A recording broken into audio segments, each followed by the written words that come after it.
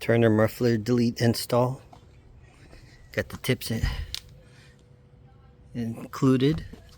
Well, I bought the tips with the set. That's what it looks like coming out. You can push it in a little further or stick it out. You have about like 4 inches of adjustment here for the tips. Underneath, pretty easy clamp.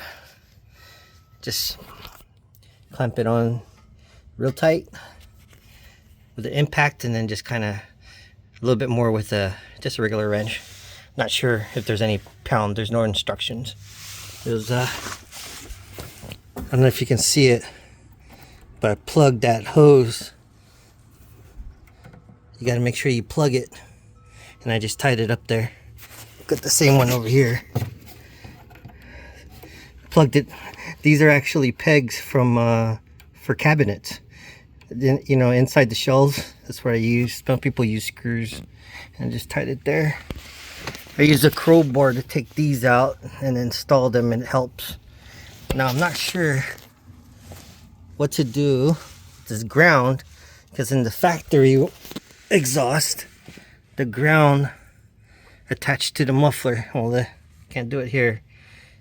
I don't know if that's necessary, but if you have any ideas, let me know. I installed the bracket, pretty easy. A little wrench and a socket. Can't remember the sizes, maybe. I'm not sure. Anyway, clamp this one too, nice and tight. Nice and tight. Make sure when you cut, you gotta make sure you cut. Usually, really good. All right, I'm not sure if you guys can see this or if it's too close.